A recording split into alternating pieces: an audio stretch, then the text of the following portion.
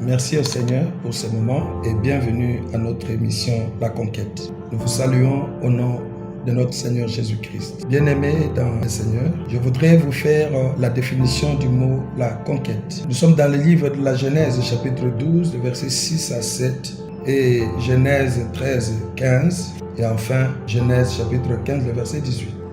Dieu promet à Israël la terre promise. Dieu lui dit, je te donne Canaan comme un héritage pour toi et ta postérité après toi. Dieu lui fait cette promesse. Mais ce qui restait à Abraham, c'est de conquérir Canaan. Dieu lui dit, le pays où coule le lait et le miel. C'est la bénédiction que Dieu accorde à son serviteur Abraham ainsi qu'à sa postérité. Parce que tout ce que Dieu nous donne doit bénéficier à la famille. Et Dieu fait juste la promesse et il dit à Abraham, tu vas posséder le pays, tu vas conquérir le pays.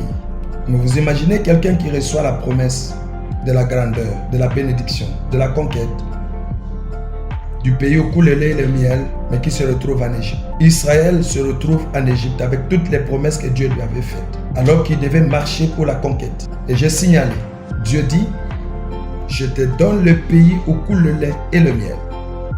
C'est que Dieu lui donne le goût du pays qu'il lui donne. Mais Dieu n'a pas ouvert la boîte pour lui dire les réalités qui se trouvaient dans la marche vers la conquête. Dieu lui dit tout simplement, je te donne le pays où coule le lait et le miel. Alors que, en réalité, on ne peut pas accéder au miel sans pour autant affronter les abeilles. C'est que Dieu lui avait caché. Dieu dit à Israël, je vous donne Canaan. Mais Dieu n'a pas expliqué qu'il devait traverser le désert pour arriver au Canaan. Parce qu'il y a des réalités. De l'Égypte en Canaan, il y a le désert. Et nous allons vous expliquer, nous allons partager tout ce point. Les abeilles, c'est quoi? Le désert, c'est quoi? Et quelles sont les réalités du désert pour arriver en Canaan? 2023, l'année des conquêtes. Nous avons tous reçu beaucoup de promesses du Seigneur. Je bénis Dieu pour les promesses qu'il vous a faites. Toi qui me suis, je t'informe que tu es une personne avec une promesse gigantesque. Mais tout ce que nous sommes appelés de chercher à faire, la conquête. Comment arriver à ce que Dieu nous a promis? Et quelles sont les réalités pour arriver à la conquête? Je vous fais la définition de la conquête. La conquête, c'est quoi? C'est l'action de conquérir. Qui veut dire quoi? Le pays ou la chose dont on s'est rendu maître. On me donne ce téléphone, on me dit, je te fais ce téléphone, mais il est à une distance énorme. Mais on me dit, c'est à toi ce téléphone. Mais aussi longtemps que je ne l'ai pas possédé, il n'est pas à moi. Je dois lutter pour arriver à le conquérir, à le prendre, à le posséder. Beaucoup de personnes ont reçu de Dieu des promesses, des grandes choses, des promesses de Canaan, des promesses d'élévation, des promesses de mariage, des promesses de ceci, cela. Mais ils ne sont jamais arrivés à ça parce qu'ils n'ont pas les réalités de la conquête. Mes frères et sœurs, de la promesse à la conquête, il y a des réalités à faire. Et c'est ce que je vais me mettre à expliquer le long de notre enseignement. Je vais me mettre à expliquer ces choses dans leur profondeur pour que nous comprenions, afin que nous puissions posséder Canaan comme Israël l'avait possédé finalement. Israël avait possédé la terre promise, mais je vous informe que toute la famille n'est pas arrivée. Beaucoup sont morts en cours de route.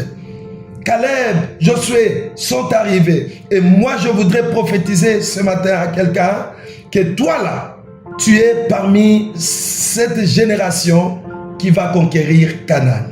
Si tu n'es pas Josué, tu es Caleb. On parlera de ça plus tard. Mais je voudrais tout simplement vous demander de continuer à lire Genèse 13, 5, Genèse 15, 8. Et je vous fais ici les 3 vérités que nous avons dans la vie de la conquête. Quand Dieu vous fait la promesse, il y a des choses qui sont cachées à l'intérieur, qu'il faudra dévoiler, qu'il faudra ouvrir, qu'il faudra comprendre pour arriver à conquérir. Il y a toujours des conditions que Dieu donne. Si tu fais ceci, je t'accorde ça. Ou tu possèdes ça. La première vérité pour la conquête, il faut quitter. On ne peut pas conquérir Canaan sans quitter l'Égypte. Et pour nous, aujourd'hui, L'Égypte signifie quoi? L'Égypte signifie le péché, les mauvais amis, la mauvaise contrée que nous sommes obligés d'abandonner pour arriver à conquérir. La deuxième vérité, c'est la marche vers la conquête. Israël, bien sûr, est sorti de l'Égypte, il a marché et il a possédé. Et la troisième vérité, la possession proprement dite, ou la conquête proprement dite. Mais n'oubliez pas que pour arriver à pour conquérir, pour prendre, pour posséder, il y a les Cananéens qui habitent Canaan. Il y a les abeilles qui sont sur les miels qu'il faudra affronter. Mais bien aimés dans le Seigneur, suivez-nous au message prochain parce que c'est là que nous parlerons de réalité d'équité. Que le Seigneur vous bénisse. C'est votre frère, l'apôtre Constant Onasaka Damba, à partir de la République démocratique du Congo.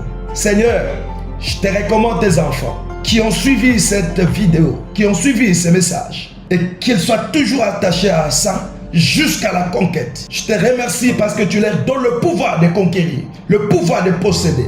Je le bénis, je bénis leur famille, je bénis leurs enfants. Mon souci est qu'ils deviennent tous des Caleb et des Josué qui vont conquérir Canaan. Soyez bénis au nom de Jésus-Christ. Et nous avons ainsi prié. Nous disons Amen. Prenez notre numéro 243 81 79 ou 79 31 510.